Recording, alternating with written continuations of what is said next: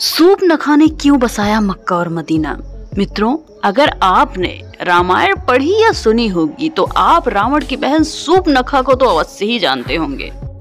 और मित्रों, सूर्पनखा रामायण में एक ऐसा किरदार थी इसकी वजह से राम ने रावण सहित पूरे लंका के राक्षसों का विनाश कर दिया था। लेकिन पिक्चर अभी बाकी है दोस्तों। रामायण में रावण के वध के बाद भी एक ऐसा किरदार था जो बाकी था, और वो थी रावण की बहन सूर्पनखा। हालांकि दोस्तों, रावण के वध के बाद रामायण में सूर्पनखा का कोई खास जिक्र तो नहीं मिलता कि आखिर उनका क्या हुआ। लेकिन मित्रों, कई विद्वानों और इतिहासकारों का ये दावा है कि अपने भाई की मृत्यु के बाद सूर्पनखा ने मक्का मदीना को बसाया और मुसलमानों के धर्म की स्थापना की। और मित्रों, कई इतिहासकारों का तो ये भी दावा है कि आज दुनिया में जितने भी मुसलमान हैं वो कहीं न कहीं सूर्पनखा के वंशज हैं। मित्रों, भले ही ये बात आपको एक कहानी लग रही हो, लेकिन आज हम आपको वो बात सूर्पनखा के बारे में बताने वाले हैं जिसको सुनने के बाद आप दांतों तले उंगलियां दबा लेंगे। तो मित्रों, स्वागत है आप सभी का आज के एक नए वीडियो में। आप देख रहे हैं मिस मिस्टीरियस हिंदी और मैं हूं अंजलि मिश्रा। अगर चैनल पे नए हैं तो सब्सक्राइब कर हमेशा के लिए अपना बना लीजिए, और अगर एक सच्चे सनातनी और हिंदू हैं तो कमेंट सेक्शन में जय श्री राम बोलकर अपनी हाजिरी अवश्य लगाएं। मित्रों, रामायण की कथा में ऐसा वर्णित है कि जब सीता का हरण करके रावण ले गया तो उसका वध भगवान श्री राम ने कर दिया। दोस्तों, भगवान श्री राम ने सीता को आजाद करने के लिए रावण समेत उसके पूरे वंश का नाश कर दिया। लेकिन दूसरी ओर मित्रों, रावण का छोटा भाई विभीषण हमेशा धर्म के मार्ग पे चलता था। उसने कभी अपने भाई रावण का साथ नहीं दिया, बल्कि वो लड़ाई में भी राम के साथ था। जब भगवान राम ने सीता को आजाद कराया तब पूरे लंका की जिम्मेदारी उन्होंने विभीषण को सौंप दी। लेकिन उसके बाद सूर्पनखा कहाँ गई और आखिर उसका क्या हुआ था, इसका जिक्र हमें कहीं भी नहीं मिलता। दरअसल मित्रों, जब सूर्पनखा राम के पास अपने विवाह का प्रस्ताव लेकर आती हैं तब भगवान श्री राम सूर्पनखा से विवाह करने के लिए साफ साफ मना कर देते हैं, क्योंकि भगवान श्री राम माता सीता से पहले ही विवाह कर चुके थे। इसके बाद भगवान श्री राम अपने छोटे भाई लक्ष्मण की तरफ इशारा करते हैं, यदि आप चाहें तो आप मेरे छोटे भाई लक्ष्मण से विवाह करने के लिए पूछ सकती हैं। इसके बाद जब सूर्पनखा लक्ष्मण के पास विवाह प्रस्ताव लेकर जाती है तो वो भी मना कर देते हैं। इसके बाद सूर्पनखा माता सीता को बुरा भला कहने लग जाती है, और सूर्पनखा भगवान श्री राम को ये भी धमकी देती है कि अगर श्री राम ने उनसे विवाह नहीं किया तो वो सीता को मार डालेगी। फिर मित्रों, जैसे ही सूर्पनखा सीता को मारने के लिए झपट्टा मारती है तो लक्ष्मण जी क्रोधित होकर सूर्पनखा की नाक काट देते हैं। इसके बाद दोस्तों, जब सूर्पनखा अपनी कटी हुई नाक लेकर अपने भाई रावण के पास जाती है और उसे सारी बात बताती है, तब मित्रों रावण अपनी बहन का ये अपमान देखकर बहुत क्रोधित हो जाता है और माता सीता का हरण कर लेता है, जिससे क्रोधित होकर रावण को मौत के घाट उतार देते हैं। लेकिन इसके बाद मित्रों प्रश्न ये उठता है कि सूर्पनखा का अब क्या हुआ। मित्रों, कई इतिहासकारों के मुताबिक सूर्पनखा अपने आप को दुनिया की सबसे सुंदर स्त्री मानती थी। और मित्रों, जब लक्ष्मण ने सूर्पनखा की नाक काट दी थी तो जब वो खुद को आईने में देखती थी तो वो बेहद क्रोधित होती थी और बेहद शर्म महसूस करती थी, और इसी के बाद वो अपने चेहरे को हमेशा एक काले कपड़े से छिपा कर रखने लगी। जब सूर्पनखा को ये पता चला कि उसके सारे भाइयों का वध भगवान श्री राम ने कर दिया है तो वो दैत्य गुरु शुक्राचार्य के पास गई। शुक्राचार्य के आश्रम में पहुंचने के बाद सूर्पनखा हमेशा वहीं रहने लगी, और वो दोनों मिलकर राक्षसों के वंश को आगे बढ़ाना चाहते थे। इसके बाद शुक्राचार्य ने भगवान शिव की घोर तपस्या की।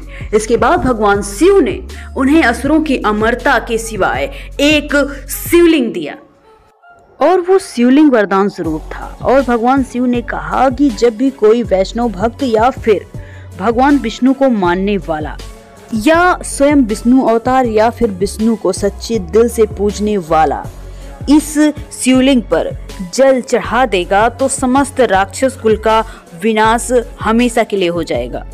इसके बाद शुक्राचार्य ने इस शिवलिंग को वैष्णव यानी कि हिंदुओं से दूर रखा और दूर कहीं ले जाकर एक रेगिस्तान में स्थापित कर दिया, क्योंकि हिंदू धर्म का हर व्यक्ति कहीं न कहीं भगवान विष्णु को तो मानता ही है और ऐसे में कोई हिंदू उस शिवलिंग पर जल चढ़ा देता तो दुनिया से समस्त राक्षस जाति का विनाश भी तो हो जाता।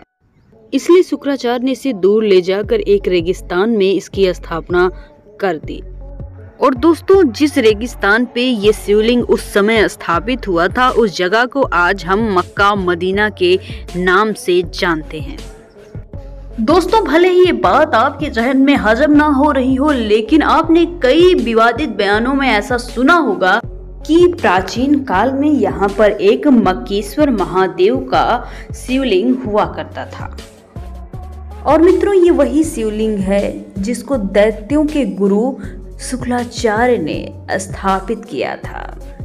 और दैत्य गुरु शुक्राचार्य ने इसे हिंदुओं से छुपाने के लिए भारत से दूर सऊदी अरब में स्थापित कर दिया था। और इस शिवलिंग को सऊदी अरब के मक्का मदीना में शुक्राचार्य ने इसलिए स्थापित किया था ताकि उन्हें ऐसा लगा था कि कभी इस पे कोई हिंदू की पहुंच नहीं हो पाएगी और इससे राक्षसों का वंश सुरक्षित रहकर आगे बढ़ता रहेगा। मित्रों, आपको बता दें कि दैत्य गुरु शुक्राचार्य ने इस शिवलिंग की सुरक्षा का काम शूर्पणखा को सौंप दिया था। उस समय शूर्पणखा हमेशा ही अपने चेहरे को ढक कर रखती थी और अपने वंश को आगे बढ़ने के लिए कई बच्चों को जन्म भी दिया, जिसके कारण उनके वही वंशज और बच्चे आज उसकी इस परंपरा को निभाते आ रहे हैं। जी हाँ दोस्तों, हम बात कर रहे हैं मुसलमानों की। मित्रों, जब भी आपने किसी मुस्लिम महिला को देखा होगा तो आपने ये ध्यान जरूर दिया होगा कि वो अपने चेहरे को काले कपड़े से अक्सर ढक कर रखती हैं या फिर चेहरा ढक कर रखती हैं। वो बुर्का पहनती हैं। मुसलमान महिलाओं में केवल उनकी आंखें ही नजर आती हैं। और नाक कटने के बाद शूर्पणखा जब अपने चेहरे को काले कपड़े से ढक कर रखती थी तो केवल उसकी आंखें ही दिखाई देती थी। मक्का मदीना में मक्केश्वर शिवलिंग जब स्थापित हुआ तो उसकी सुरक्षा के लिए शूर्पणखा वहीं पर बस गई। और मित्रों, मक्का मदीना आज एक ऐसी जगह बन चुकी है जहां हिंदुओं का प्रवेश करना साफ मना वर्जित है। इसके अलावा मित्रों, ऐसा बताया जाता है कि जहां पर मक्केश्वर महादेव स्थापित हुए थे उसके आसपास हिंदुओं को भटकने भी नहीं दिया जाता। मित्रों, मक्का मदीना में ही रहकर शूर्पणखा ने अपने वंशजों को आगे बढ़ाया और कई नई नई परंपराओं का निर्माण भी किया। इसमें से एक प्रथा थी बुर्का पहनने की और ये रिवाज शूर्पणखा के समय से ही चला आ रहा है। और ऐसा बताया जाता है कि त्रेता युग के बीत जाने के बाद भी शूर्पणखा के वंशज इब्राहिम धर्म के अनुयायी हैं। और मित्रों, इसलिए इस्लाम धर्म में शुक्रवार को विशेष महत्व दिया जाता है। और ये सारी बात एक ग्रंथ में भी बताई गई है। और इन सभी बातों को किनारे करके इस कहानी पर गौर फरमाया जाए तो मित्रों, ये बात ध्यान से सोचने वाली है कि आखिर वो कौन सी वजह है जिसके लिए किसी भी हिंदू का मक्का मदीना में जाना साफ मना कर दिया गया है। और मित्रों, अगर कोई हिंदू चाहे भी तो वो मक्का मदीना के अंदर प्रवेश नहीं कर सकता। मित्रों, आखिर वो ऐसी कौन सी चीज है जो सभी हिंदुओं को मक्का मदीना में प्रवेश करने के लिए रोकती है? इस बात के पीछे ऐसा कोई न कोई ठोस कारण तो अवश्य ही होगा जिस वजह से हिंदुओं को जाने पर प्रतिबंध लगाया गया है। ध्यान दें तो ये बातें एक ही तरफ इशारा करती हैं। कि शायद सूप नखा का मुसलमानों का वंशज होने वाली बात 100% सत्य हो सकती है। और मुसलमान इस बात से डरते हैं कि अगर कोई हिंदू मक्का मदीना में प्रवेश कर दिया और शिवलिंग पर जल चढ़ा दिया तो इस दुनिया से पूरी राक्षस जाति का अंत हो जाएगा। वो राक्षस कोई और नहीं बल्कि सूप नखा के ही वंशज हैं। बेशक ये बातें आपको हैरान कर दे रही होंगी, लेकिन मित्रों ये बात सच होने की अधिक से अधिक संभावना है, क्योंकि इस दुनिया का सबसे प्राचीन धर्म सनातन धर्म है। यानी कि इस दुनिया में मौजूद हर व्यक्ति सनातन धर्म से ताल्लुक अवश्य ही रखता है। और हमारे ईश्वर भी सनातन धर्म से ताल्लुक रखते थे और ऐसा प्राचीन समय में भी हुआ करता था। उस समय कुछ लोग मिलकर अपने नियमों और परंपराओं को बनाया करते थे। धीरे धीरे यही सब चीजें नई नई जातियों में तब्दील होती चली गई।